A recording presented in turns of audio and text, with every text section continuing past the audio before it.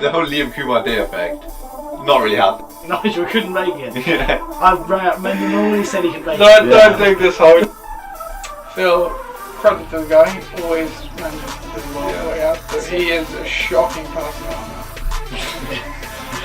You guys got a trophy? No. It was pre-mint. No, my life from Rashad Mendon. I'm a time jack! I'm a fucking time jack! Hello and welcome to another episode of the LOC Report. Commissioner Stubbs back again, and we as always have the co-host. We've had a good run of streak so far. Chris has been here obviously more often than not. I think we've only done one virtual show. I think so, yeah. It's just, all I can say is it's good to get out. Exactly, absolutely. How's it going? I'm going really well. Yeah, it's end of another week. We've made it. We sure. So it's I can't even be positive. We've all made it. Yeah. All of you who are coming to listen to us today, whether you be in this medium of YouTube or elsewhere, well done for completing your week. Unless you're in the States, that is. And then you've probably got a few more hours. So if we get any rando comments from people bored at work today, absolutely questions, and you'll be with us shortly. Bring them in. We're ready to go this evening. It is after 5 though, so feel free to crack open a beer because we're after 5. So it's 1 o'clock somewhere. So yeah, exactly. We are R.I.P. Indeed, we're firmly into October now. So the LOC season is obviously firmly underway. September is in the books. We'll obviously do the final recap of what happened. Although I think the games already happened in October, didn't they? On Sunday, but that's fine. We'll move on straight to the recap. Let's go to it for the Week 4 recap.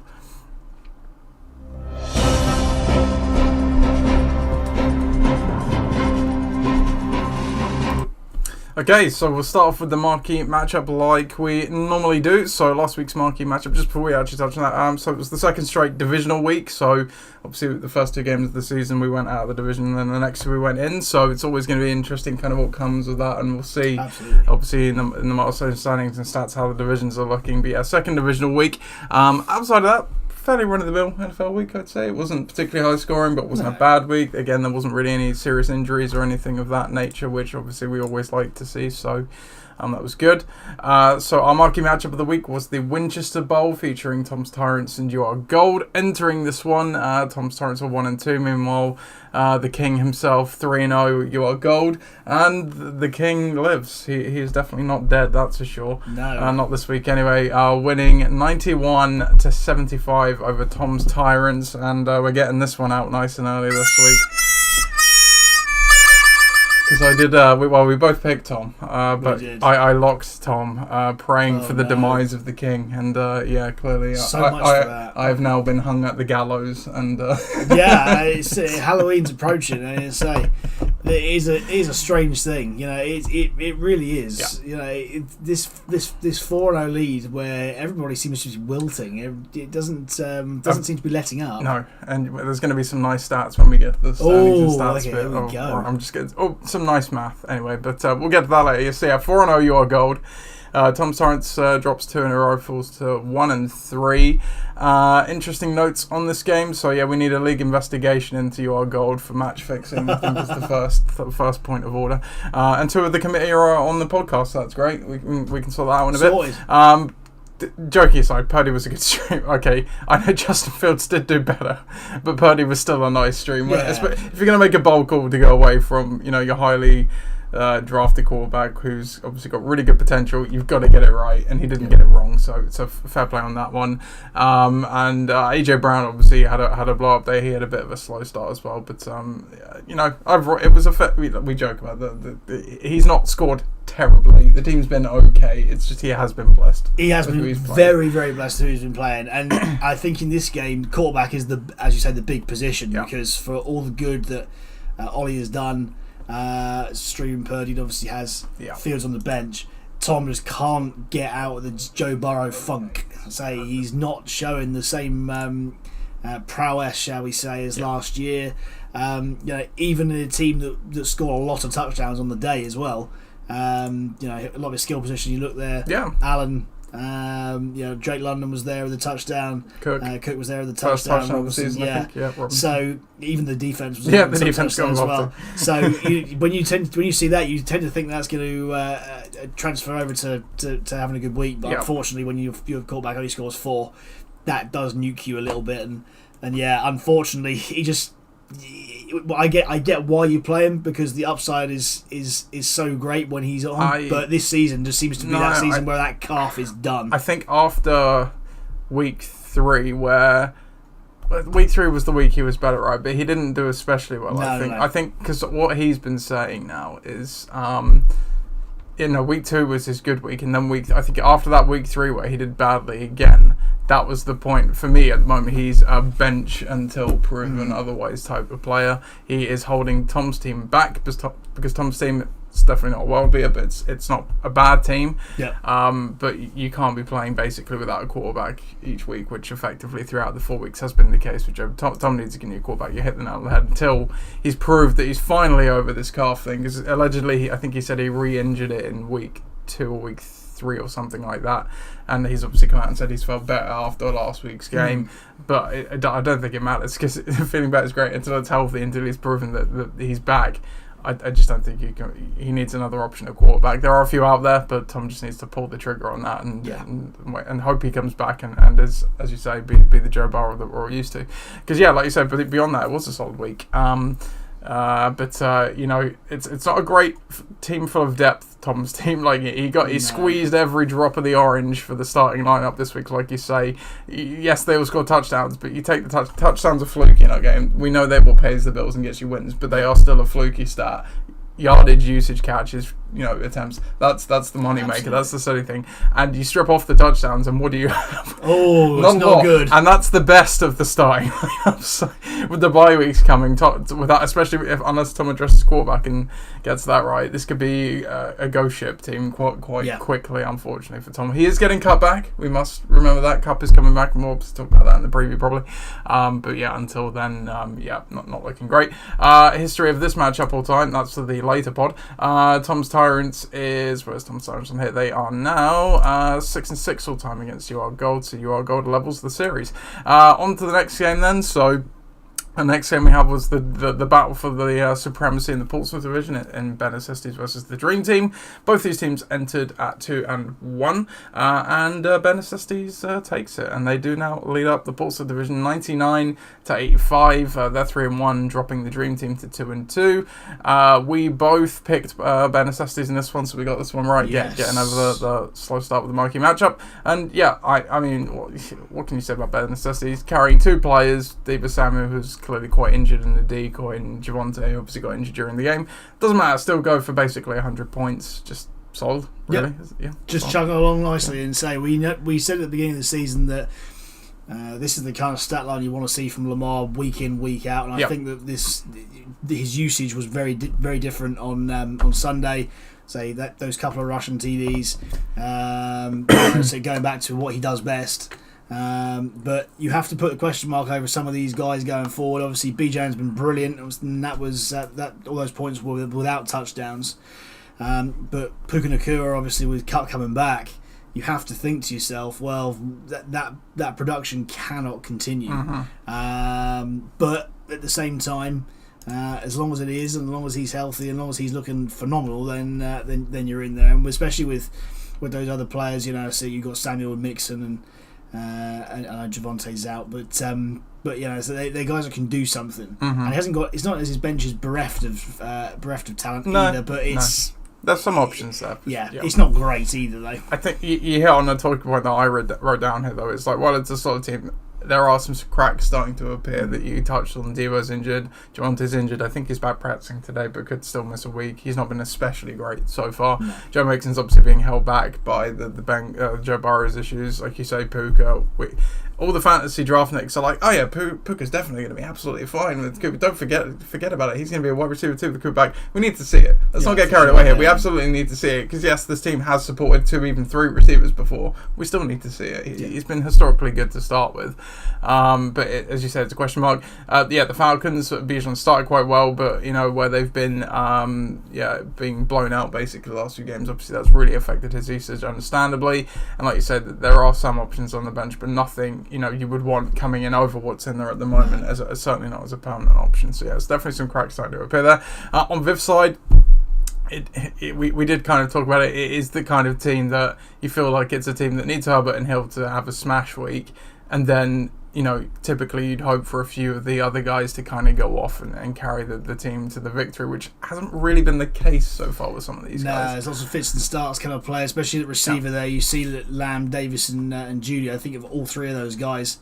behind Hill, obviously. Davis is the one that's been probably the most fantasy relevant so far this season.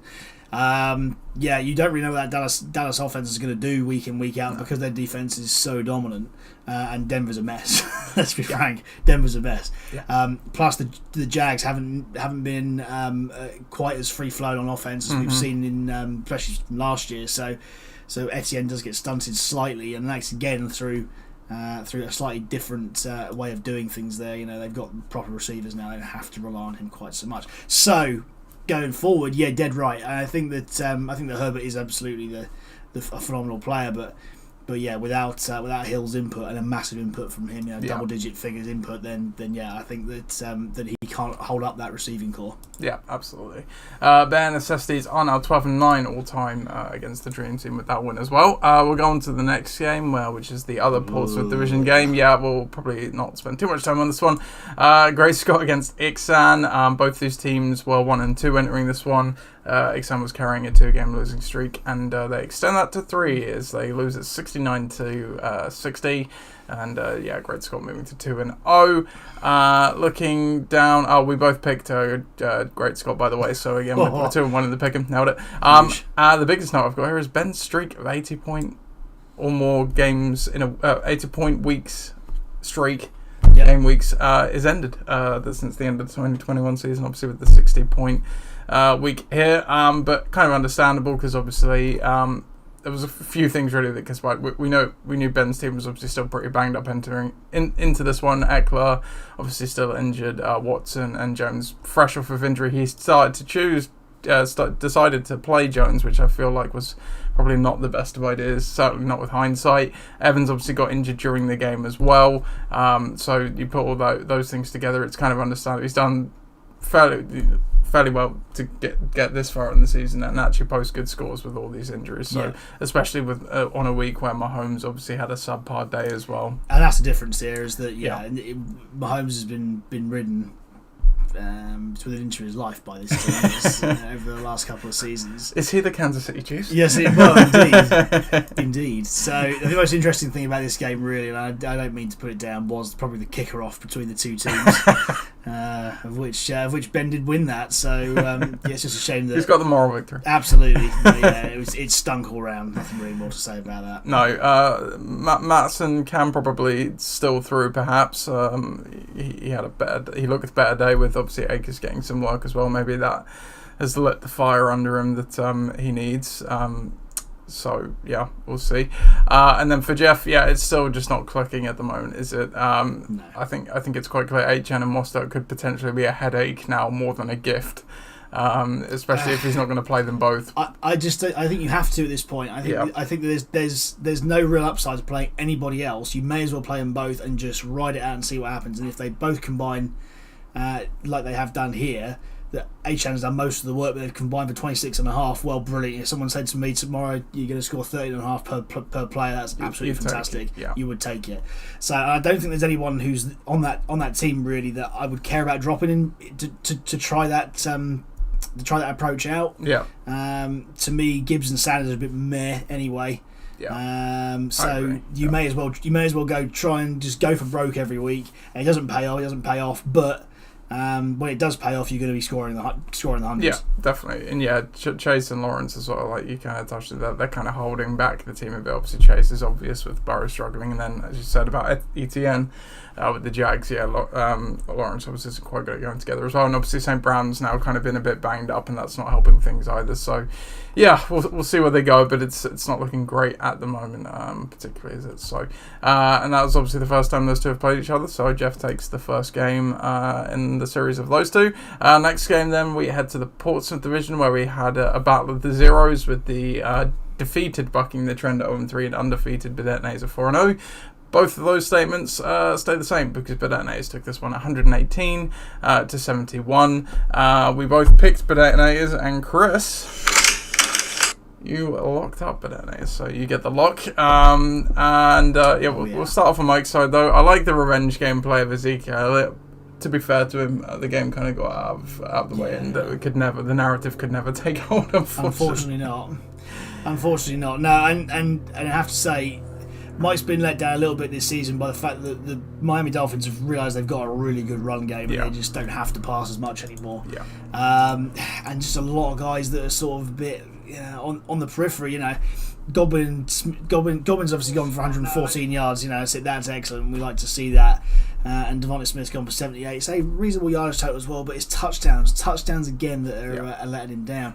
And then you get down to Josh Jacobs, who really has saved the day on this one, because otherwise it is a pretty mediocre total. And then you look to the bench, and again, there's not a great deal that's there that you can really replace him with. Not having Barkley is a real problem. But even if he did have Barkley, I would say that in that offense right now, it's not really going to be that effective. Whilst Ollie, despite all of his early season injuries, he has rebuilt.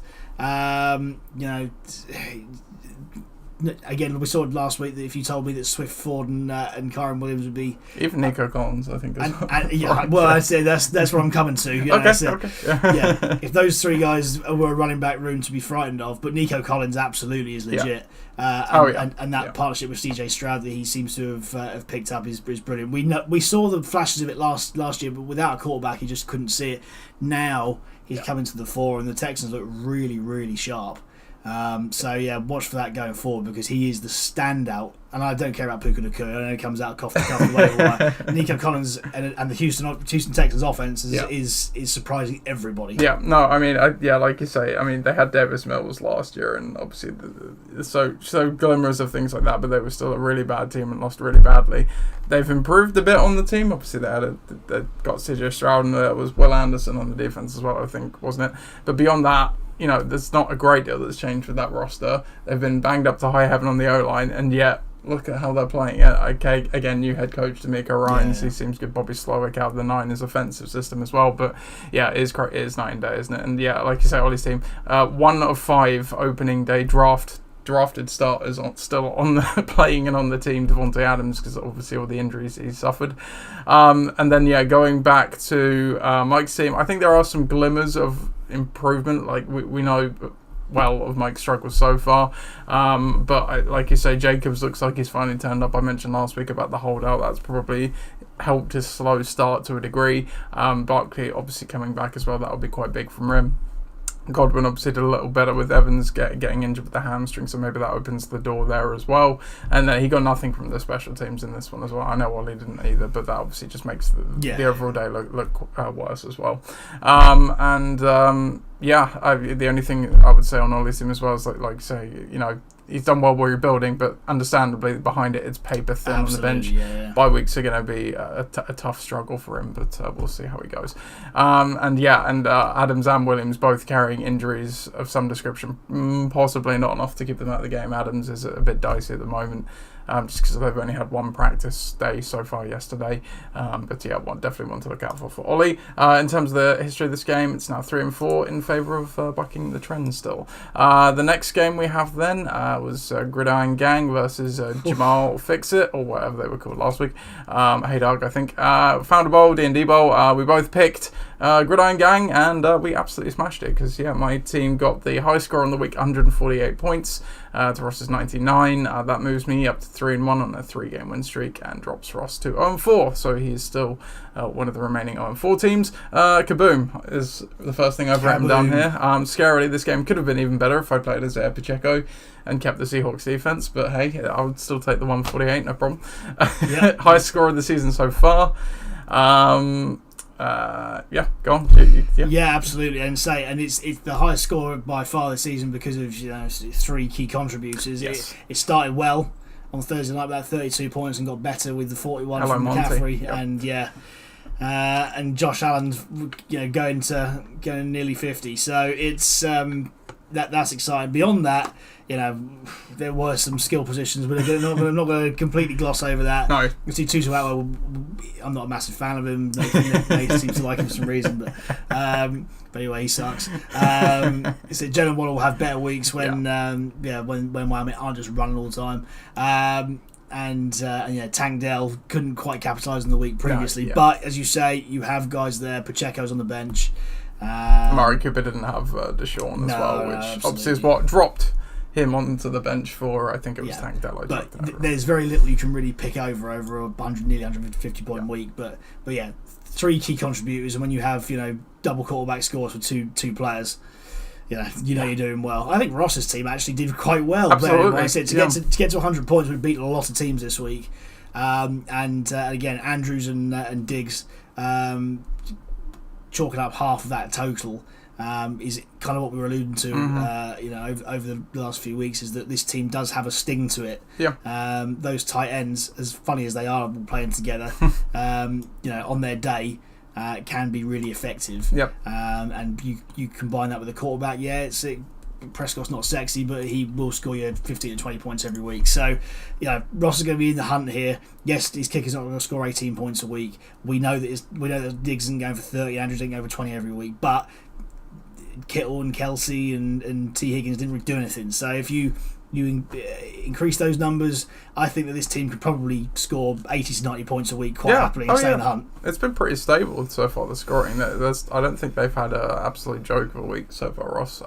This was the classic Ross Rando week where, after getting that lovely score on Thursday, I was like, here we go. And then I was seeing Diggs and Andrews go off. I was like, oh, come on, this surely isn't going to happen, is it? I mean, obviously, luckily, I was speaking to it with Ross about it. Obviously, while the Diggs barb's nice, I had Josh Allen on the other side, so it kind of obviously offset that as well. And then even the kicker, Jake going for 18 points, I was like, guy, really? Come on.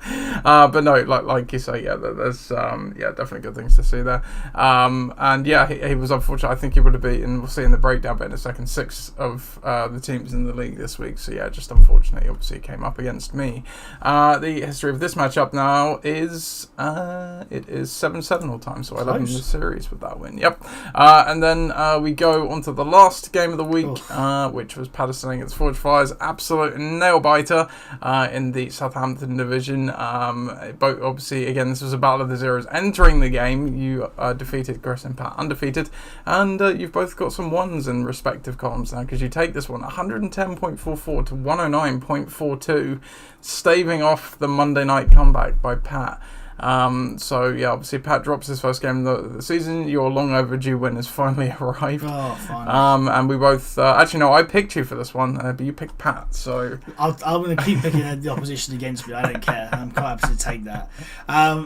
Look, for me, this was absolutely make or break, and I felt as though going into the Monday night game that I made a complete error by not playing Anthony Richardson because he's so good, and had obviously that phenomenal second half on Sunday, but got us across the line mainly because the Dallas Cowboys defense did their job and absolutely battered the Patriots. Sure did. They ran them over for 31 points.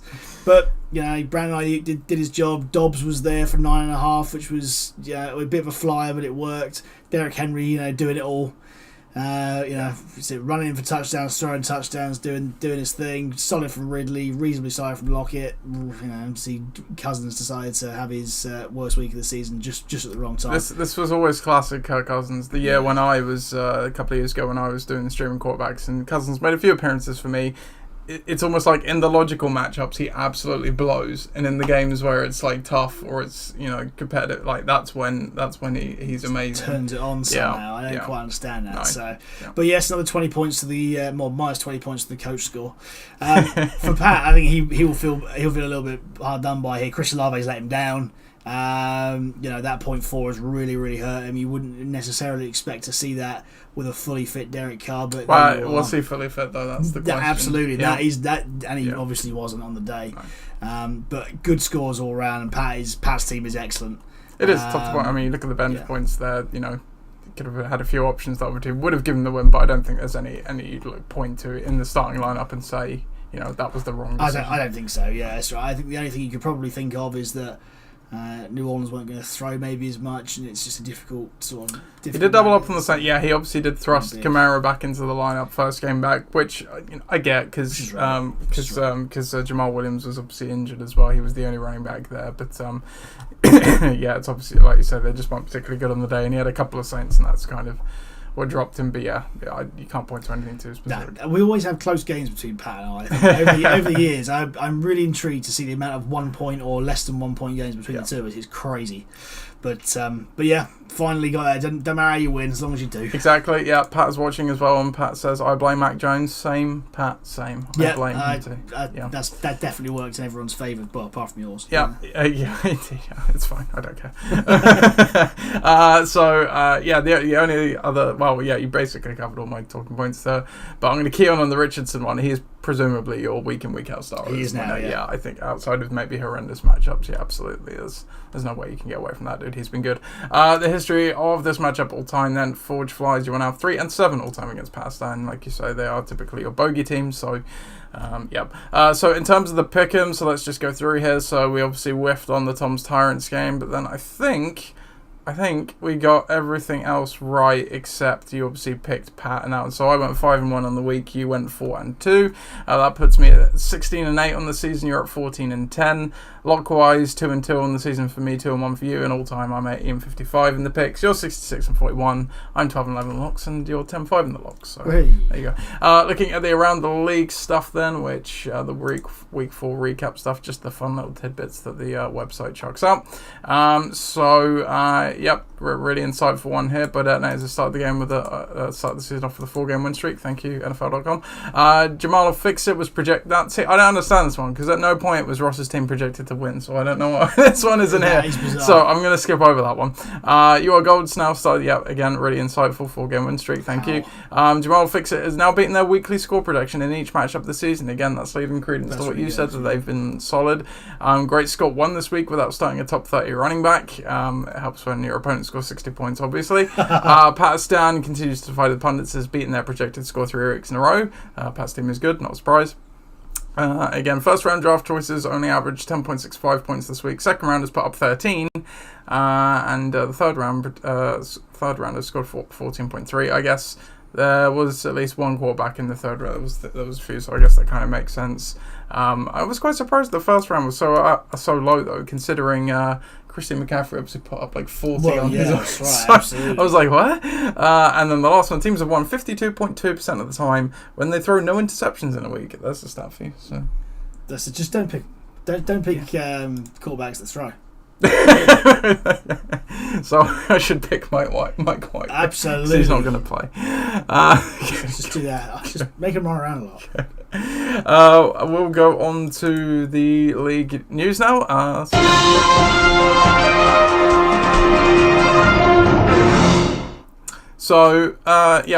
No major injuries on the week really, but just a few things to pick up on. So Cooper Kupp is returning from IR seemingly with the hamstring injury obviously they had at the start of the year for Tom's Tyrants. It's obviously not been announced or guaranteed that he'll play yet, but I'm pretty sure he's going to play. That's hopefully going to be pretty big for Tom's Tyrants, isn't it? Oh yeah, it has to be. It has to be the game-changing thing because playing without a first rounder is hard enough, but especially when your back's right against the wall, you really do have to have that sort of impetus this time of year. Yeah, absolutely.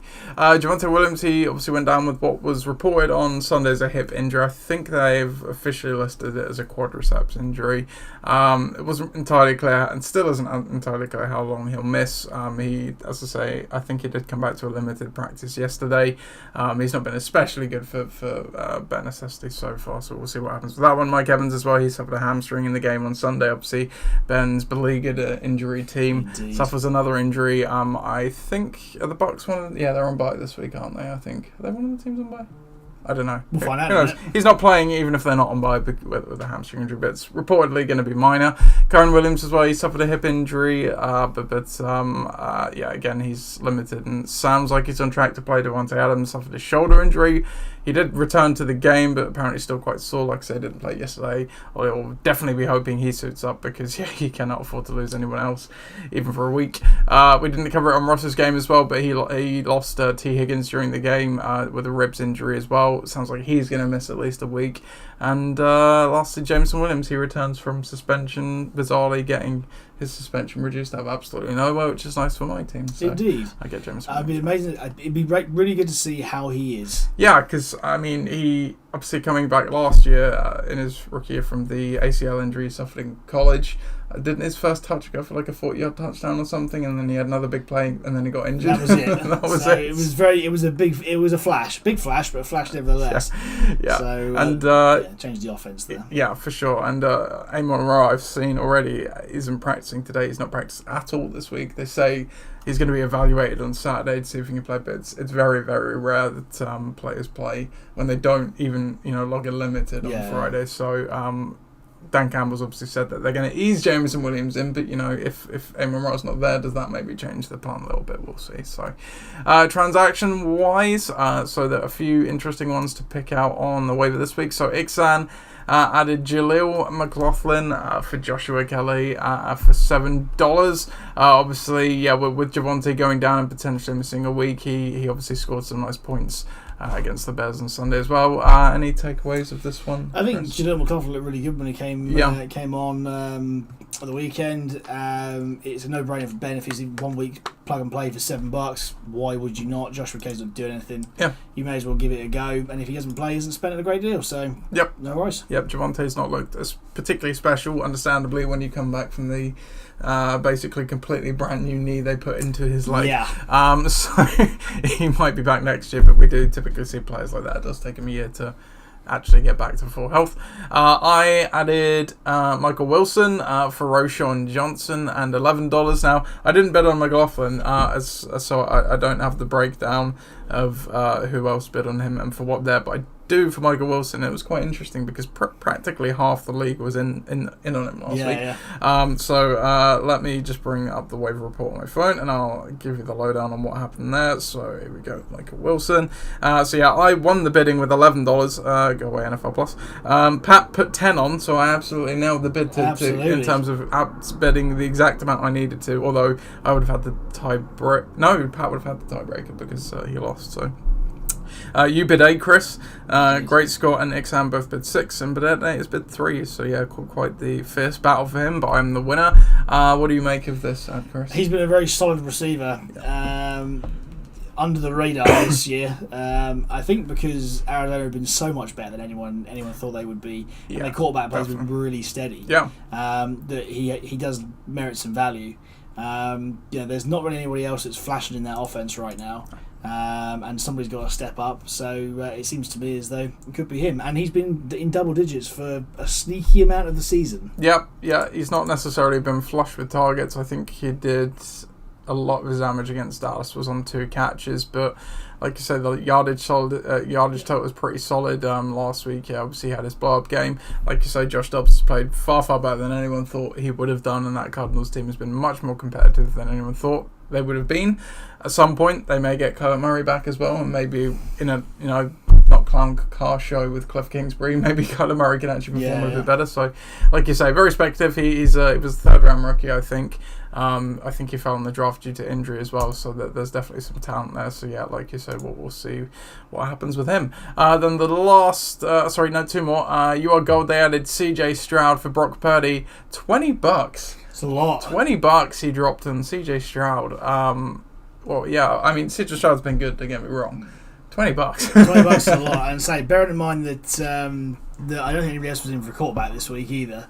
No, I don't think anyone wavered another quarterback. I think the only other ones have been free agent lads. Yeah, so I mean, if you want a guy, then you got to go and pay. But to use a 50 yearly total on a guy that you could have picked up a week ago for free, then it doesn't seem very good business sense to me. But especially when you have I know Justin is inconsistent. There are some, but he came off that good week, and so yeah. And we'll talk more about that in a bit. We'll get there in a minute. Yeah, and the last one here, it's I didn't get an answer. Fortunately, I had Cordero Patterson drop A.J. Dillon. The A.J. Dillon bit's fine. He's been trashed, like you say. Why Cordero Patterson? No, I think Cordero he has gone in between. I did the defense this week. I know. Yeah, sorry. But Cordero Patterson, I think, can contribute to that at Falcons offense. Right, you hear it now. That Falcons offense sucks. Beyond Bijan, it sucks, right? So you need a guy who can change the game in a way that Cordero Patterson has done for the Falcons in the last couple of seasons, because nobody else looks like they're going to do it. So if you're the Falcons, playing 2 running backs, one's Bijan and one's this massive guy who just picks up off out of the backfield. That's what I see, and sure. really it was for touchdown value, just as a bit of a flyer, see how it went. Fine. But I needed to do defense this week, so he's gone. But he may come back. So you wait. Just wait. You heard it here first, everybody. All right. So I believe in Corral Patterson. I would be okay with your take if not for 2 points. Point one, he did not log a single touch in the game last week. No, exactly. I said didn't need to. He was taking it in. He's come all the way to London to take it in, right? To be an ambassador for the game. So then he goes back this week and blasts people. Okay. That's how he goes. Point two, have you remembered that Tyler Algier exists? Tyler Algier exists to give Bijan a rest. Right? so then where does Corderell fit into this? Corderell fits in as a receiver. He fits in as a back. He fits in as a tight end. He does it all. Okay. He's literally he's the Falcons version of Taysom Hill. Well, I was just gonna go down that avenue. I would have probably batted less of an eyelid if you'd have batted Taysom Hill. Taysom Hill and Cordarrelle Patterson, if just taken away the quarterback aspects of the same player. Okay. Thank you. I got my answer. That's what I want to Going for it. I want you to leave it to the pod. People look at me with some amusement, and I'm thinking to myself, this guy's a genuine offensive player. He's been brilliant in fantasy for 2 seasons. He has. He's come back from injury. Why wouldn't you? Sure, fine. He's free. He was free, yeah, true. We'll move on to the standing stats and milestones now. So we missed this one, so I'm going to circle back and do it. Nothing in terms of the wins and losses, but Oli Gardner-Beddoes has now made his 100th appearance in the LOCs, up to 100 all the time now. It's a huge thing. And 102 in the regular season. So it's mad to think that he's been with us that long already. 100 games. Yeah. 100 games is a long But while. more than that.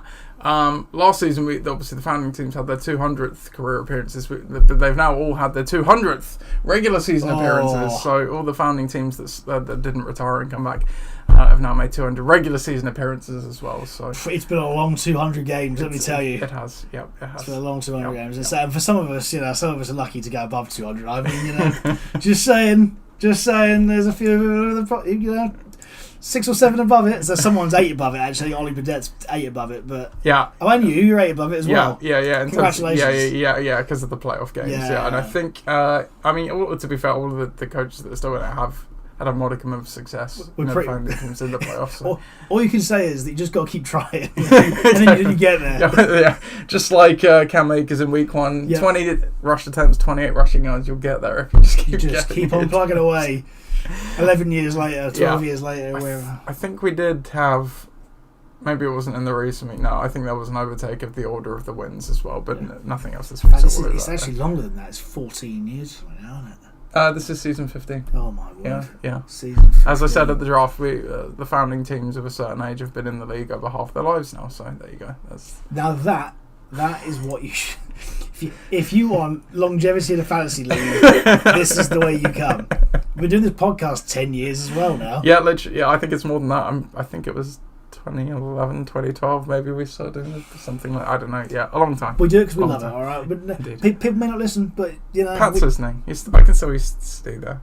We do it for you. Thanks to the advice Chris just picked him up. Thanks, man. Please tell me you have. That'll be troll of the year if you have. I will laugh my Wow, he dropped on Dodson. I'm picking Dodson up. There you go. That's a great trade. I can predict the transaction for next. No, you can't pick him up because he's on waivers because of the Thursday night game. I predict Pat drops $20 for John Dodson on free agent. Of course he is. And Pat, with that mic drop, has stopped watching at the same time. By the way, brilliant. That's what. Do you know what? I really hope he does well for you. I really hope, because we're a public service broadcaster. We are. This is what we do. We're out there for the fantasy community. Exactly. Free, no ads. Not by choosing. Exactly. If anybody out there does want to pick us up, Alex, anybody. It doesn't matter who. Preferably someone who's going to pay us to do it full time. Then we'll do it. Sure. Yeah, you can look at this channel and go, there's a whole body of work there these guys have done over the last 10 years. Consistent. We Apple Podcasts, we're on it. We're everywhere. So we are everywhere. We've got a presence. True. Yeah, we get random fantasy questions every now and then. There you go. Looking elsewhere at the standings and stats then. So we'll start with the Southampton division. So you are gold now, standalone top with Pakistan's loss at 4-0. You are gold. Pakistan drops to 3-1, so right behind. You are on the board with your first win, Chris, and you actually overtake Tom now with your 1-3 record, and Tom falls to the bottom after his loss as well. Portsmouth division, Ben Estes won the battle against the Dream Team, so they are now standalone top as well at 3-1. The Dream Team at 2-2 with Jeff Scott tied with them, but the Dream Team ahead on points in the next and rounding it out at 1-3. And then finally, Winchester division. But Etna is still undefeated as well, 4-0. They're also the regular season leaders at the moment. Gridiron Yang at 3-1 right behind. And then the 2-0-4 teams that remain also at the bottom of this division, bucking the trend, and Jamal will fix it. We'll go to the overall. We'll take a look at the points forward. Understandably, after that huge points week for me, I am the highest scoring team at the moment. 24 points ahead of Bedetne's at 426. And then the Dream Team rounding out the three teams that are over 400 at the moment with throw 1. Ben Necessities is far off at 397. There is a bit of a drop off after that. Then you look to the bottom. There's nothing really too surprising there. All of the bottom 4 teams who all have less than 350 points scored. It's not a particularly distant race, but yeah, they all have a losing record except Jeff, who is 2-2, so that makes sense. In terms of points against, bucking the trend, again, you understand the 0-4 teams' pain, because both the 0-4 teams have conceded 477 and 475 points respectively, so absolutely rained on. You're not to be forgotten in that conversation, because you were one of the 3 teams that's conceded over 400 points. You were at 1-3 as well, so understandable. It's 1-12, obviously. 1-11 between you, but understandable when you get that level of points dropped on you. Yeah, again, nothing else too significant to call out there. We'll go to the bottom end of the table. You are gold. This is the start. I'm gonna whack up the calculator in a sec here just to get this absolutely right. But yeah, they're the only team to concede less than 300 points so far through 4 weeks. They have conceded 271.38 points. That is an average of 68 points, not even 68 points per week they have conceded. 4-0. Historically low numbers. Do you want to know what the year-long projection, if they continue at that rate? 950, not even 1,000. That must change. The curse is real, man. I'm going to look at Ollie's schedule in a second as well, because yeah, that is unreal. Pakistan as well, you know, his team's solid, but again, he's been quite beneficial. The 315 fed low there. Ollie's team as well, he's scored well, but again, he's in the lower rung of the mark there as well. And then we've obviously got the middle ground. So yeah, going back to Ollie Garden Butters, and Pat says, don't let Nath bully you, Chris, regarding Cordell Patterson. So Corderell's the man. That's it. Pat's going to I like him. He's just not. Yeah, you say, why do you like Tutu Atwell? Like I can throw Tutu Atwell sucks. Tutu Atwell sucks, and a team of receivers. So Corderell's different. So Ollie has played Ross, Jeff, you, and Tom. You're the only team in there that's not like, yeah, right, okay, it's understandable why he's not conceded a lot, and you had a bad week in fairness to you on the bench points as well. So yeah, understandable why he hasn't conceded a lot. The points probably will be coming, but it might not be this week because he plays Exxon, and we'll get onto that in a second. Yeah. Yeah, the points will definitely be coming, hopefully. In terms of the breakdown, Bedetnators are still at the top, but they are tied at the top with me, 33-11. I had an 11-0 week last week. Ollie's had a couple. He's had a good run, 3 weeks in a row, 10-1, 9-2, 10-1. So having a really good job there. There is a bit of distance between the next slot. You can see there, Ben Necessities the next highest at 27-17, and then you get to the middle ground again. Chris, you're 1-3, but you're 23-21. So obviously you've been a bit hard done by there. Ollie Gardner-Bellows 20-24. But 4-0. So there you go. And then at the bottom, it's obviously pretty much as you would expect it. Then going to the coach score, you'll be pleased to hear you are no longer 2,418 percentage more coach points than I have scored. I'm sure about because I left Pacheco. Had I not left Pacheco on my bench, I'd have had another 0 week, which pretty good, pretty down at 0. But I'm still in first place with this, with only 23 points on the bench through the year. Mike is second at 33. That's probably more a case of lack of depth, to be fair than anything. Sorry, Mike. And Ben is also on 33, and again that's due to injury. But he left some points on the bench though last week, and obviously bet points that would have won the game. Nothing else too interesting in the middle ground. It's fairly consistent, you can see, other than me at the top. Then you get to the bottom section. Dream Team's left with 64, Pat's left 66. Obviously, Jeff has left 103. A lot of that was A-Chain. Actually, 2 weeks in a row, it's basically been A-Chain and some other people last week. 39 on the bench 2 weeks in a row.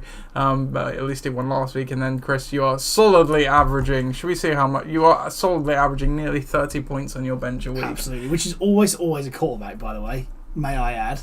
Most of the time it is. Yeah. You did leave Romeo Dobbs, was it? I think. I left Dobbs. I left Ayuk there with but one. It is there's a few. Yeah, so look, it's not great, but we're getting the job done, sort of. Comebacks on. Yeah. Throw it all together. True ranking. I sit atop the true ranking with a combined score of 46.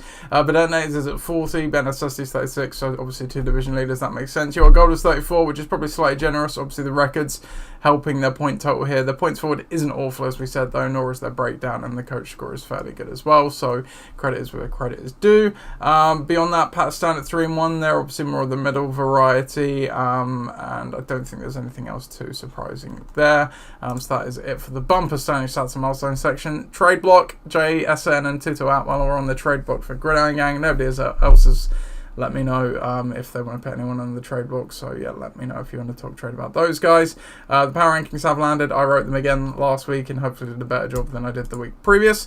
So go check those out. We won't cover them here, but you can go read them now. We will, however, cover Debate Corner. So for that, we need John. Where are you, John? Where is he? Order.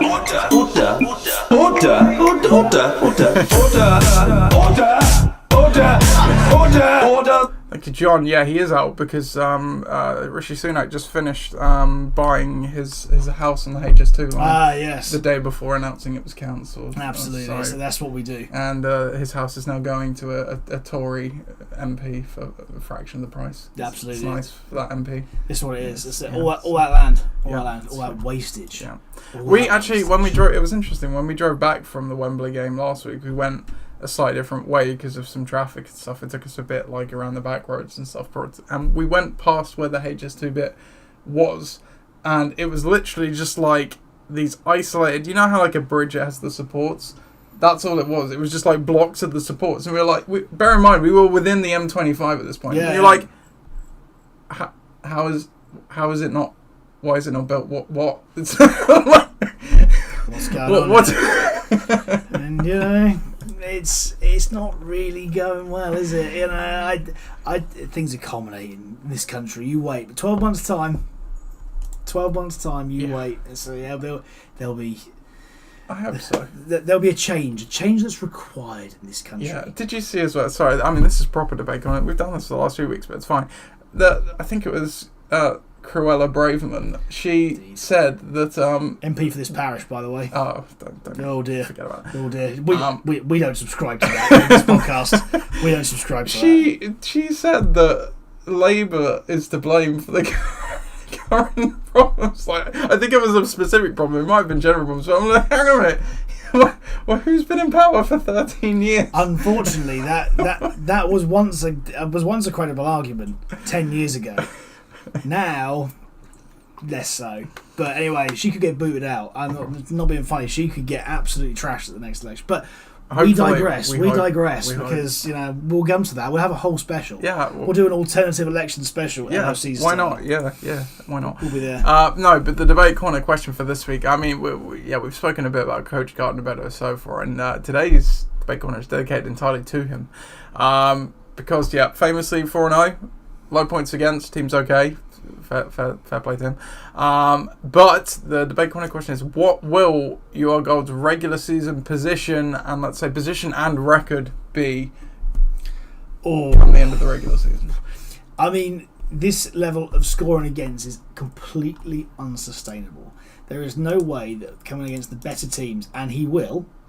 So let's have a look at the over here. We can see it. So. We're playing Ben this week, who is banged up, don't get me wrong, but then you play Viv, who has good weeks, Pat, who's a juggernaut, and Ben Necessities, who's probably the most solid team in the league. Then you play Tom's Turrets and bucking the trend. both of those I think are beatable. Then Detonators, who knows what position that team's going to be in the end of the season, but at the moment looking really good. Playing me, Pat, Stan, and you in the last 4 games of the season. This is going to be a losing record for sure because the curse can't carry on forever. There's 6 losses in there. I think so. Yeah, it's not completely inconceivable. No. That this team, despite having a 4-0 record, could lose. 6 of the next 8, or yeah. I was about to say, just as you were walking that through, I was going to say if it wouldn't surprise me if they went 500 the rest of the year. Yeah, and like you say, 6 wins. There's 10 games obviously left of the regular season at that point. 6 losses, not too different from that. So I think you're probably pretty right. And if, like you say, if they take the 6 losses, that would put them at 8-6 record for the year. Does that sound about right? To me, that seems high, bearing in mind. But unlike in years gone by, where he's not been able to score the points, the points are there. Yeah, the points are there. It's just that people aren't scoring against him. So he's going to be in games, and I think that is key to his success, especially in that division as well. Yeah, because that division, we talk about how much of a juggernaut Pat's team is, but actually hasn't outscored by that much. So no, yeah. I'm feeling quite confident that your goal might. So they might do all right. They could win the division on a pretty ropey record, but they might get there. But the curse has to carry on. If we just keep scoring, if you get scored on like every other, you've a proportion of Mike's score or Ross's score against. Oh yeah, the record's completely different. Yeah, record isn't there. But 500 seems right. Yeah, I think I'm going to go with an 8-6 record come end of the season, which would see them go 4-6 the rest of the year. I don't think that will be good enough to win this division because I think either Pat's team will probably get 1 or 2 more wins than that come the end of the day, and I still wouldn't rule out your team potentially coming back and just pipping him there as well. And that would leave him 8-6. That possibly puts you in the wildcard position. He could obviously go for the points forward wildcard as well. So yeah, I'd say he'll be around that, probably 4th, 5th kind of seeded team. So there you go. That's the debate corner for this week. So that leads us on then to the last section of the show, which is the previews. So week 5, we are going back out of the divisions this week. So on the docket we have Gridiron Gang against the Dream Team, the 2 second place teams in their respective divisions at the moment. Forge Flyers against Jamal Fixit, which is a Founder Bowl. Ben Necessities against Tom's Tyrants, which is also a Founder Bowl. You Are Gold against Ixan. Detonators against Pakistan, and Bucking the Trend against Great Scott. What direction do you want to go in this week for the marking matchup, now, Chris? If there hadn't been points put up in this game, for me, and it may still be a barnstormer, but Detonators versus Pakistan for me would have been the marquee matchup this week. But with a 41-point score already, it seems a little bit. I don't know. Yeah, I don't know. I don't know too much. I don't think that might be as interesting as we might have thought initially. Have you got another preference? Because I think I have a preference potentially. If you don't have another preference. No, I'm interested to hear. Yeah, my preference is going to be You Are Gold against Ixam because. Do you want me to explain this, or are you happy with the choice? I'm happy with the choice. Let's do it. I mean, here we go. I'll explain the choice. Let's do it. There's going to be a good explanation this week. It's excellent. All right, let's do it. All right, then, here we go. You Are Gold against Ixan for Week 5's marquee matchup.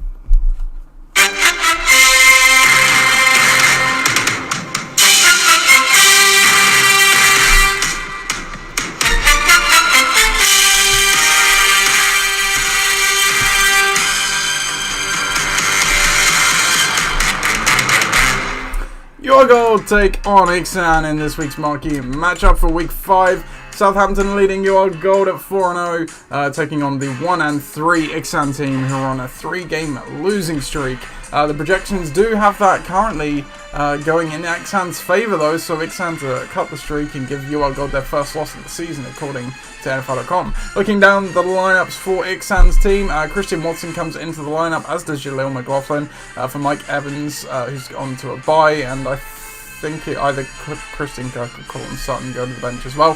So he is currently fielding 30 personnel, 3 running backs, 2 wide receivers. On the other side of the board for you are gold. CJ Stroud comes from the waiver wire to the starting lineup for Brock Purdy. Elsewhere, I think, does Jordan Addison come back in? He certainly does. Yeah, over Quentin Johnston, maybe? I don't know. Someone. Yeah. DK Metcalf, sorry, on a bye. Yes, thank you, Chris. He is going with the 21 personnel, 2 running backs, a tight end, and 2 wide receivers. The history of this matchup all time, Ixan are 6-3 all time against You Are Gold, and now I will tell you why I picked this game. So, You Are Gold 4-0. That's obviously a leading thing. Yep. Scored okay. Obviously, the points against King at the moment, so we obviously very much want to see that to come to an end, or see how it can possibly continue. And then on the other side of this, Ixan 1-3, 3-game losing streak. This is not an Ixan team that we normally see. They are the real life parallel for the Cincinnati Bengals almost at the moment. Not often you see Ben's team under 200. For under 500. Certainly 2 games under as well. And it is obviously a good team that's been okay. Just hasn't quite been completely firing at Ben level standards, and that's why I picked it as the marquee matchup, because there's a few different interesting dynamics around these teams as well as an undefeated team. Well, yeah, and it seems as though with Ben's team, it's a team of pieces, because you look at McLaughlin in there, you look at Jacoby Myers in there, who's arguably his number 1 starting receiver this week, who's actually fit and healthy and ready to go. Watson and Jones are playing in that same game, but are they going to be fit and ready? And if they are, or if they aren't, then where do you turn? Because Jones he's come in but hasn't looked anything like what you'd expect him to be. And even Green Bay's offense is a bit weird this year as well. It's a juicy matchup, though. But it is a juicy match. There's no question about that. Same as Mahomes, he's got a juicy matchup, and Matson in the same game. I think it's going to be lots of offense in that game for sure. And the Saints D, we saw what happened to New England last week. Well, I know they're playing away from home and they should do better, but Mac Jones is still man. That offense just doesn't seem to be functioning properly this year. So yeah, there's some things to like about Ben's team for sure, and there's no point writing it off. But on the other side, CJ Stroud has looked absolutely brilliant through 4 weeks. Yeah, playing Atlanta, and Atlanta are no slouches on defense, but Houston do look dynamic. And then you look down there, Philly playing LA and going across the country, but again, lots of offense tends to be when you play Los Angeles. They're a good team for that. Yeah. Friend of the podcast, Jordan Addison. So this year we're going to hype him up again in that Minnesota game. Which does we expect to see that, especially at home for Minnesota as well, be a much better week for them. And then Connor Pollard, well, as we've seen, Connor's been a real stalwart of that team. He's been propelling them forward. Arizona have been no slouches, as we said earlier on, and they played a pretty weakened Bengals team. Let's be frank, they haven't looked good. No. Tony Pollard playing San Francisco is going to be a tough matchup, no matter what, especially in Santa Clara. And as you alluded to earlier on, the problems that Detroit have with their receivers, it might play in Laporte's fashion, because you need a big red zone target. He's going to be there. He's going to be there over the top. He's going to be there and to dump it off to. So I think there's no point in writing him off either. And the Lions D have looked pretty legit so far, especially playing Bryce. He hasn't necessarily clicked and doesn't look like the first round pick that everyone sort of expected. The Lions front is excellent. So, for me, I think Ben's, as we said earlier on, Ben's got to hang his hat on Mahomes and just hope and pray that he comes out swinging. Because beyond that, there's a lot of dart throws in there. And I'm not sure that you can afford to have that over 4 or 5 players, especially in skill positions, especially in key ones. So, I like You Are Cold. And yeah, I think that there, even despite the fact that I'm not totally convinced on certain aspects of his team, that should just about get him across the line, provided everyone's fit, healthy, and ready to go. Sure. Okay. Yeah, I'm going Ixan with my pick in this one. Like you say, I think Mahomes is a much better day. Against Minnesota in a dome. There could be some nice scoring between Myers, Watson, Jones. For Ben's team, that game could be a bit of a shootout. Certainly, if Adams misses time, Myers has been getting a good amount of work, even with him there. And then whatever you get from Madison and McLaughlin as well. Ollie's team, like you say, I think it's still solid, but there's a few tougher matchups in there. Some guys that have maybe been performing a little better than they should have. So I don't know. I was wrong last week on the lock, but this week I'm not confident enough to lock it. But No. This week I'm confident. The 40 points from Justin Fields on the bench. Yeah, that was going to be. He's going to rue that. Yeah. I think at the end of the week. That would have been enough to give him the win. No For problem, sure. I think. Yeah. CJ Stroud can obviously still have a nice day. Yeah. And injury wise, so yeah, Watson and Jones both questionable. But they've been practicing, I think, at least on a limited or somewhat full basis this week in the return from their hamstring injury, so they'll be fine. And no other injury issues on the team. So we'll go to the next game then, which is Bedetonators against Pakistan.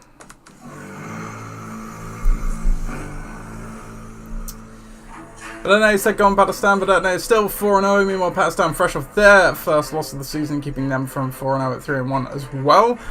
Well, the projections here say that they're going to give Ollie the one this week and drop a loss in his column, 119 to 86 in favour of Pakistan. The score currently stands at 41-4, courtesy of DJ Moore scoring 41 points on Thursday Night Football. He comes into the lineup as well from the bench.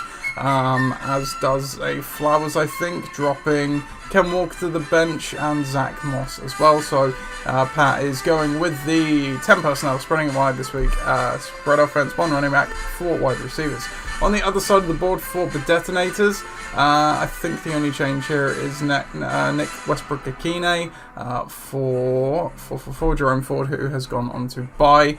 So he is going with the 20 personnel this week. 2 running backs and 3 wide receivers. The history of this matchup all time, but Detonators are 5-5 against Pakistan, so it is an even series. 41 points is a massive total to overcome in this game, especially when a key offensive piece for Ollie, but one that's been contributing. Jerome Ford isn't playing, and his defense has already played for 4 points. I think the Ravens versus Pittsburgh is a better play in defense terms. I mean, well, Kenny Pickett, it's sounding like he'll play, but I don't know if he's fully healthy, and it doesn't really matter anyway. He doesn't. He hasn't been good. And you look at those receivers. You look at Flowers, Jefferson, Olave, and obviously DJ Moore, who's done his best Julio Jones impression there. Fantastic. You cannot go wrong with that. That is, that is an excellent spread. Kamara looks like he was going to be getting plenty of work again last week, so I don't think that'll change this week against New England away. And Goff playing at home against Carolina, always better at home. Yes, it's the question is who to throw to, but that system seems to work for him. Mm-hmm. On the other side, this piecemeal team could get even more piecemeal if Williams and Adams turn out they can't play for any reason. You throw Westbrook-Akine in there, who, in fairness, he's caught a couple of touchdowns in the last 4 weeks. But, but again, that Tennessee passing offense does not look good. DeAndre Swift, we've seen flashes of that, and Nico Collins is his best player in the skill positions. But Jalen Hurts against Los Angeles, I do like. But it's not enough. Pat's already put up a double quarterback score. It doesn't really require an awful lot more effort to get across the line here. Needs another 50 points off those skill positions, and I think that he'll probably do it. Justin Jefferson in that KC game alone could quite happily score 20 plus points. So, Pat for me, Nath. Yep, Pat for me as well. I think especially King and on the Saints guys here, Olave and Kamara traditionally going to New England. But we still have have had a pretty good defense. Is a tough gig, especially with how healthy is Derek Carr. He's another week removed from that injury, but it obviously showed its effects last week. But the Patriots just lost Matthew Judon and the rookie corner Christian Gonzalez, so I don't know how proficient they're going to be able to shut down the Saints offense, obviously depending on Derek Carr's health. Like you say, he's already got the head start as well. There's quite a bit to like there. Ollie's side, it's still a good team, don't get me wrong, but for this particular week, obviously with the points already in the bag on the other side as well, easy pick of Pat's team. And yes, neither of us can lock this game because that would not pass the mirror test. That would not. Nothing really more to add, I don't think so. Injury wise, Devontae Adams, that shoulder injury in last week's game.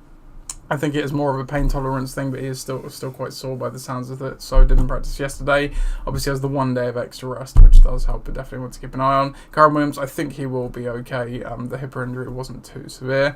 Justice Hill, I think he's working his way back from an injury as well, but he should be good to go. Pat's team has a clean bill of health. The one other thing I was going to add, in the previous game we were going against Dixon was Ben, as we know in the draft video, he just goes to bed apparently when the games are on, and he's not going to see any of his team play this week, really, other than the Saints D, because all of his team is either the 9 PM kickoff or the Monday Night Football. So it'd be a highlight to watch the next day, that's for sure. Yeah, pretty much. We'll go on to the next game now.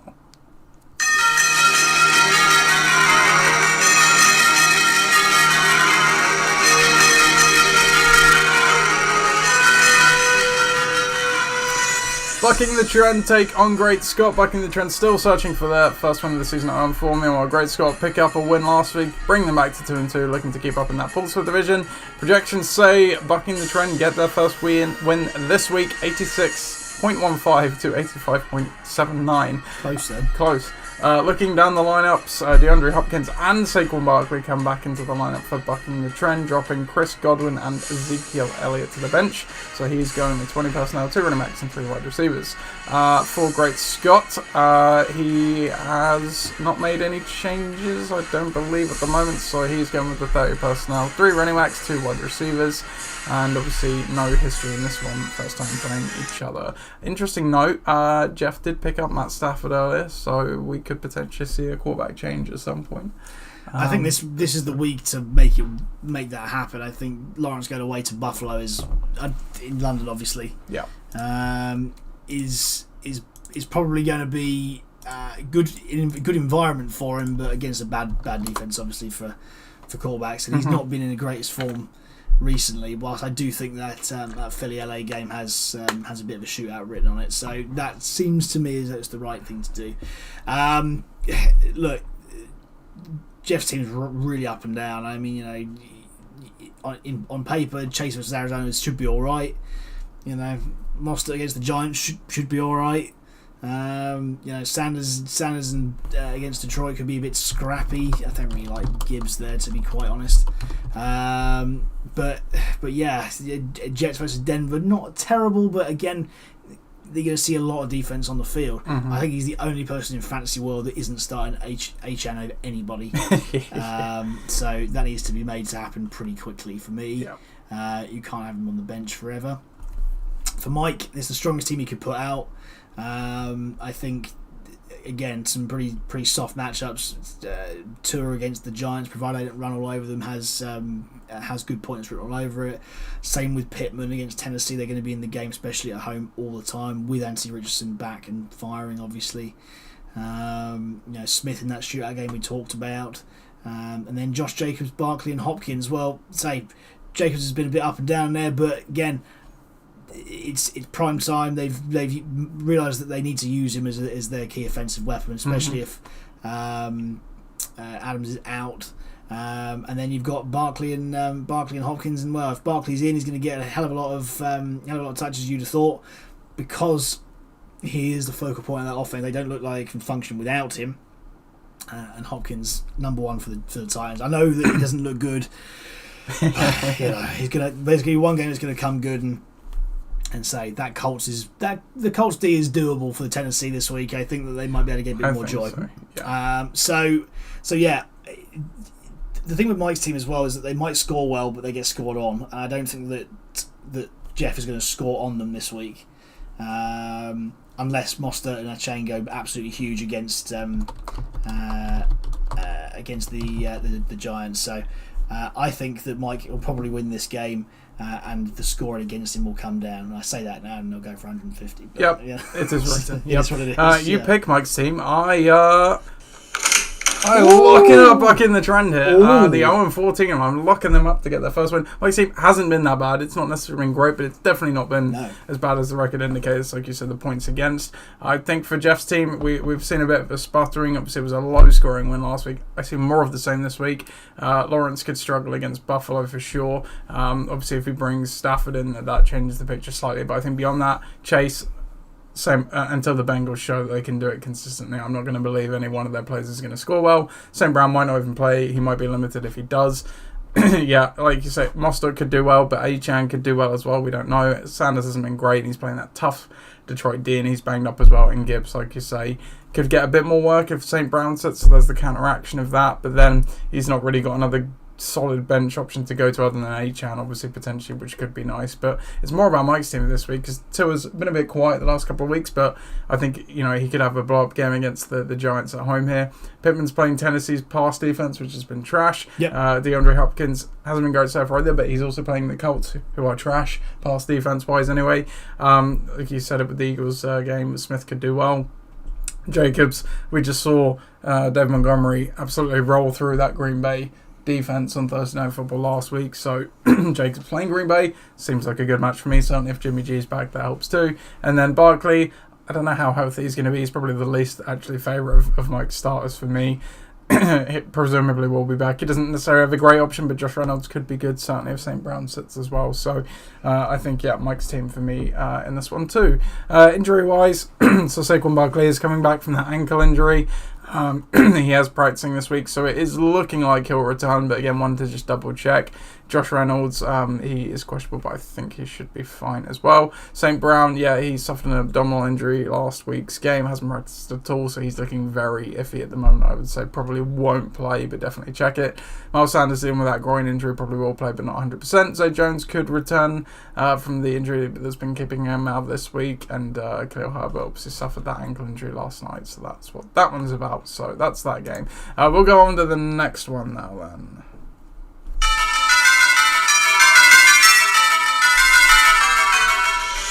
Gridiron Gang take on the Dream Team. 3-1 Gridiron Gang and 2-2 Dream Team. The projected win goes to Gridiron Gang, 91-86. Viv does have 5 points on the board courtesy of Terry McLaurin. Let's start on Viv's side. He brings in Jordan Love at quarterback for Justin Herbert, who is on a bye. Elsewhere, Terry McLaurin came into the lineup, as has Breece Hall, in favour of, I think, Jerry Jeudy and Gabe Davis, so he is going with the 20 personnel. 2 running backs, 3 wide receivers for Gridiron Gang. Let's see here. Isaiah Pacheco comes into the lineup over Tutu Atwell, so Gridiron Gang's in with the 30 personnel. 3 running backs and 2 wide receivers. The history of this matchup all time, Gridiron Gang are 7-9 against the Dream Team. They've got something against Gabe Davis, man. Like, I just don't get it. So he's playing prime time in London for a high-powered offense against the Jags, who haven't been great, let's be quite frank. And he's going to play Breece Hall at Denver over him. Denver's run defense has been absolutely abysmal. Yeah, but the Jets' offense generally has been pretty abysmal too. True. But he's seemingly fully healthy now. He's back full practice. That he's not on a pitch count anymore. Fair enough. Fair enough. I mean, okay. I guess now McLaurin has played. What can you do? But hey, look, I've said this week in, week out at the moment, and then they seem to go for no points. So maybe he's picking the right guys. Look, Viv's matchups, by and large, are all right. Love, Hill, Lambs is horrible, obviously. Etienne's not great either, but Halls is all right, yeah, and the 49ers' defense could be all right against Dallas, I think, provided they can put the pressure on. So yeah, I don't think it's terrible, but I can't bet against your team, Nath. I mean, look at that. Thank you. McCaffrey, Montgomery, and Pacheco, and I know that McCaffrey's playing Dallas. I know this is his toughest defensive matchup probably of the year so far. Yeah. But he seems if he can come through that, he's officially matchup proof, I think. Dolphins D against the Giants could be funny, and then yeah, your flyer this week is Tank Dell. At the moment, I have some options again. I know you hate him, but if Cup sits, Tutu Atwell could come in. But it's probably going to be Tank Dell because Jameson Williams, I'm probably not going to throw him in the first game back. If St. Brown sits, I don't know. Do I do it for a lull? Probably not. Yeah. And then Michael Wilson, obviously for Arizona again. He's probably the next closest to be fair. Michael Wilson, I'd be tempted to roll out, but Tank Dell for now. Tank Dell for now, and Tank Dell looks good. So in a game that could be feisty. I think there could be some offense there. Yeah. So yeah, I like some components of Viv's, I have to say, and I think that that Tyreek's going to have to steady the ship there somewhat. And if you're a Breece Hall fan this week, I'm not. But if you're a Breece Hall fan this week, then perhaps he's going to have to get in there too. But nobody's telling me that any team with McCaffrey, Montgomery, Pacheco, and Jalen Waddle, with Josh Allen at quarterback, and the Dolphins D playing the Giants, are going to lose this week. I'm telling you no. So I'm going to do that. And on top of that, because I feel so strongly about it, I'm going to lock it up. Lock it up. Yes, I am. I was that surprised by the lock. I did not even have my phone in my hand ready to do that. Thank you. Okay, I admire the confidence because I'm actually picking Viv's team. Oh no, you're being far too modest. No, okay, Viv's team has been like we say.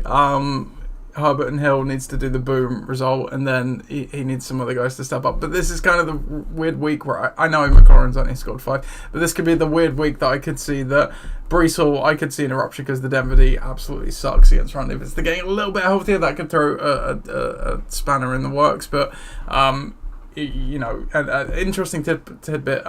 Denver was where he suffered his knee injury last year, so he's got some mental probably revenge on there as well.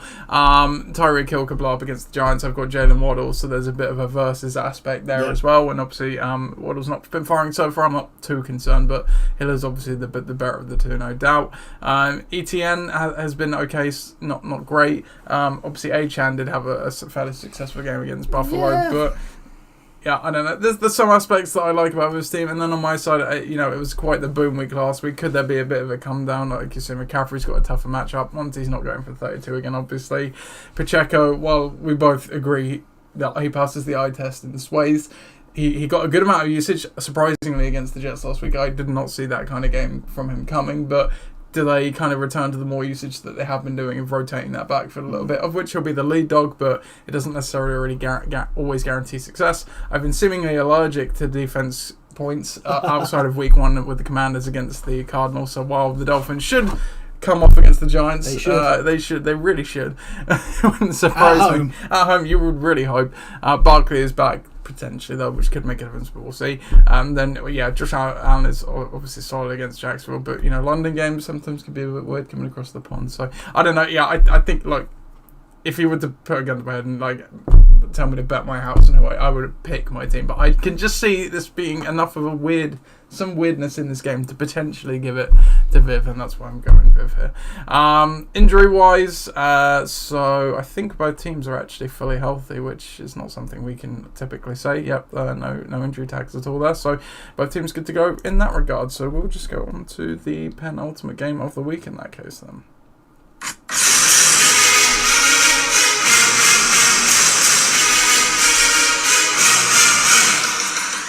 Forge Flyers take on Jamal Fixit here. It's a battle of a 1-3 team against an 0-4 team. Forge Flyers coming off their first win. Projected to get another, keeping Ross without a win. 85-76. Looking down the lineups for Forge Flyers, Anthony Richardson comes in over Kirk Cousins. And then Damian Pierce also comes in over Tyler Lockett. I believe you're unchanged. You'd be correct. That's cool. It. Good stuff. So you're and the Texans D. Oh, and the Texans D. I never do the D. And Cody Fairbairn. Yeah, fair. Both in. Yeah, love it. Well, you've got a nice Houston stack going. We certainly do. So you're going with the 20 personnel, 2 running backs, 3 wide receivers. On the other side of the board for Ross's team, I believe. Actually, no. Yeah, he's put Evan Ingram in, I think, in favour of T. Higgins, who is obviously injured, but other than that, I think they're unchanged at the moment, so he is going with... Oh, we've got it, ladies and gentlemen. Here we go. It's the 4 personnel. Never seen before in the LOC, I'm sure. Perhaps the NFL. 4 tight ends and 1 receiver. What a spread formation that is. That's either you're lining it up with Justin Fields and 4 tight ends blocking, or you're just passing it against the puniest cornerbacks you've ever seen. Look at this. It's there. Love it. History of this matchup all time. Forge Flyers, you are. If they didn't have such trash matchups, I mean, you can look at them. Prescott, bad matchup. I would say Ingram, bad matchup.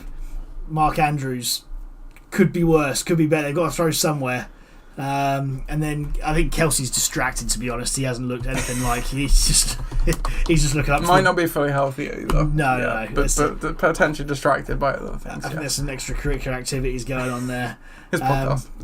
Yeah, and that. Yeah, and then Kittle against Dallas, which sucks as well. So look, there's a lot of sucky matchups in here. Diggs might be okay, and I think you'd have to hang your hat on Diggs and Andrews probably, and maybe a Kelsey multi-touchdown. Yeah. And then run over to the box and give the ball to his new missus. He'll undoubtedly be there. I don't know about you, but I feel like he's scoring 22 this week. So, well, if he does score 22 this week, that's poetic justice for all this trash. And then Patriots D down the bottom there playing New Orleans. I think anyone playing the Patriots D at the moment, he's going to get a Jekyll and Hyde approach to this. It's very, very, very. I don't know. I think at home versus New Orleans might be a little bit better. I think if they're away, I would temper them down slightly.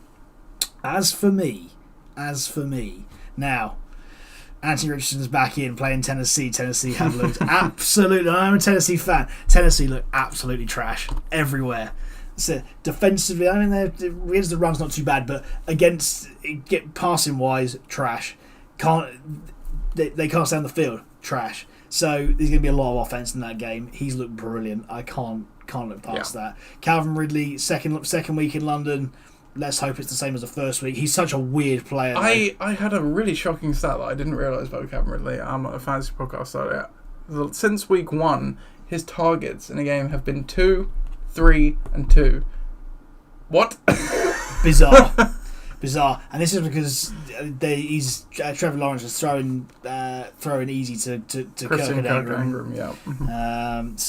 Looking for the deep ball. Time isn't there, but they might have to in this game. Buffalo might just blow them away. No Tre'Davious White now for the Bills do, so that's obviously a key piece of their defense. That's helpful. Derrick Henry again, and it always goes well against the division rivals. In all forms, Indianapolis was the game he scored 50 points on 2 seasons. So hoping he does the same this week. And then Dobbs and Pierce, in Dobbs particularly, I think has been a real find this year because he seems to be the one who's going for these 50-50s and end zone stuff. And Damian Pierce has looked much better in the last couple of weeks as when they've been able to establish the run. And I think in a game like versus Atlanta, they'll be able to do that. And I've gone for the Texans big time in that game because I think that Atlanta looked pretty poor, generally speaking, on offense last week, and they're there for the taking. So I'm going for my team. Logic tells you that with those players in those matchups at that time, they should be there. It hasn't happened, obviously, in the past, but it should happen this week. Sure. Enough to get past Ross's team anyway. No, I agree. I'm actually having some lock regret. I kind of wish I'd saved the lock for this game, but it's fine. I'm picking your team as well. Ross not punched. Ross had a good week last week, which the team certainly has in it. This week does not feel like that week. Dak against San Fran, we know Ross probably isn't going to change that. Patriots defense losing the pieces is probably a bad week. That's kind of the recipe for classic Ross having a good team. And then Diggs, yes, he could have a good game. And then beyond that, I think Evan Engram was okay. He's been really solid this year. Yeah. Could he potentially get that Buffalo defense fine? There's solid pieces there, but there's nothing that blows you away. Whereas your team, there absolutely is. Richardson's a star already in the making. Ayuk could be great. Henry could be great. Dobbs could be good. Pierce could be good, and Ridley, if he actually gets some targets, could be good as well. But he still scored a touchdown last week, so it's fine. Your team is easy pick for me this week as well. Injury-wise, Ramondre Stevenson is questionable. I'm not exactly sure what he's doing with, but I think he'll be okay. Ross might actually get Jonathan Taylor back. This is kind of a bit of subtext. Yeah. I left that. My bad. I left that off the league news section. But gets Jonathan Taylor back. Potentially, probably if he checks it, I would guess put him into the lineup if he's playing. But I don't know. We don't know what that's going to look like anyway. That presumably wouldn't give him a full workload out the gate. Freiermuth has a hamstring injury. He's doubtful, probably will not play. Higgins questionable with his rib injury. I doubt he will play as well, based on what I've heard. So we'll go on to the last game of the week now.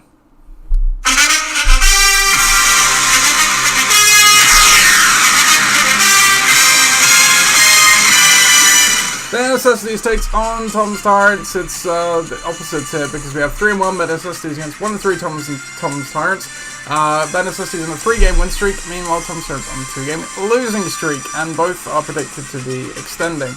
Ben Necessities projected to win 92-59. Now Tom's lineup projection is low for reasons we'll come to in a second. We'll start off with their necessities. In terms of the lineup decisions, Gus Edwards comes into the lineup over Javonte Williams, who obviously is the bench of his injury, so he is rocking the 30 personnel this week. 3 running backs, 2 wide receivers. On the other side of the board, Thomas Torrance has Keenan Allen and Dustin Hopkins in the lineup, who are both currently on bye, so no changes at the moment. He also played Brian Robinson in the first night game, who only got 4.3 points. So right now, Tom is fielding 22 personnel. That's 22 running backs, and 20 personnel, 2 running backs, 2 wide receivers, and missing a player on offense currently. The history of this matchup all time, their necessities are 7-7 against Tom Torrance, so it's an even series. Oh dear, oh dear, oh What are the options on the bench before we go through Tom's team? So, probably Garrett Wilson, I would guess, would be the one up. Yeah. Then maybe George Pickens after that. Probably. I wouldn't play him against Baltimore. That sucks. I don't know. Garrett Wilson's probably there. But It's probably Garrett Wilson. Yeah.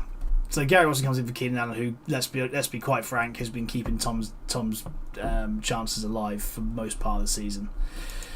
Do I think that Garrett Wilson, Adam Thielen and Drake London, with a little bit of Cook, 4 points from Robinson, a bit of the Broncos D, and Joe Burrow with one leg is going to win against probably the most consistent team the league's seen over the last 5 years? The answer is no.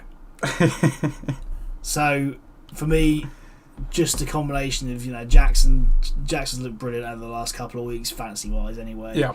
Yep. Obviously Puka's a stud. Mixon should be able to establish himself a bit better against Arizona, you'd like to think.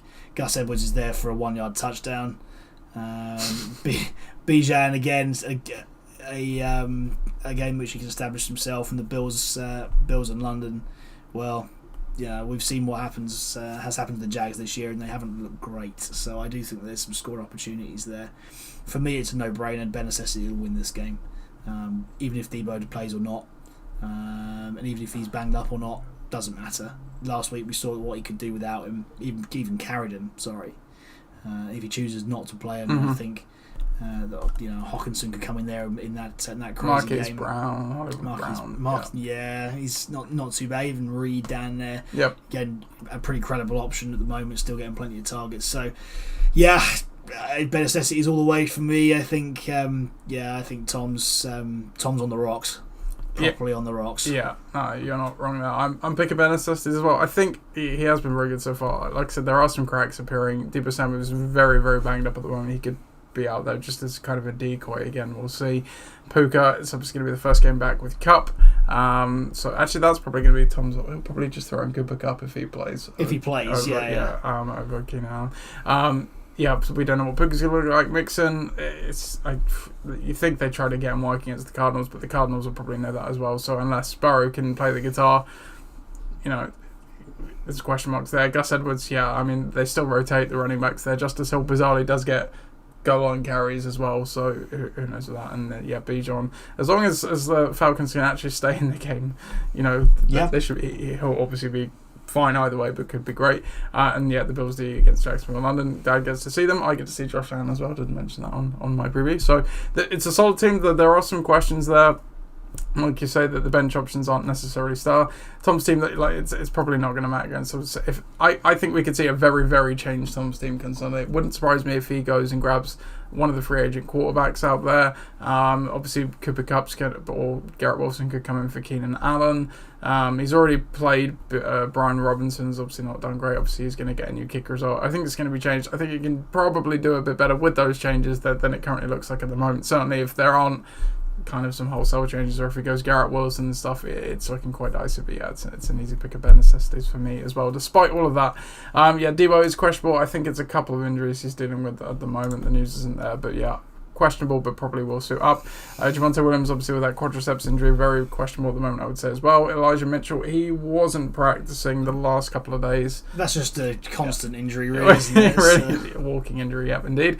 Cooper Kupp, obviously, sounds like he's going to be back from the hamstring injury that's kept him on IR. but obviously double check that. And that is it for the injuries, and that brings us to the end of the podcast. So another preview pod in the books, Chris, and we'll obviously be waiting to see what this week brings and what crazy stuff happens. So obviously I will be at the NFL game again, so no open house at mine on Sunday, unfortunately, but then after next week we'll have that back. But other than that, thank you for joining as always, Chris. Oh, you're very welcome. It's great to be here. Good, glad you enjoy it. I enjoy it too. Hope you enjoy it, listeners. Have a good weekend. Best of luck in your matchups, unless you're playing me, of course. Goodbye.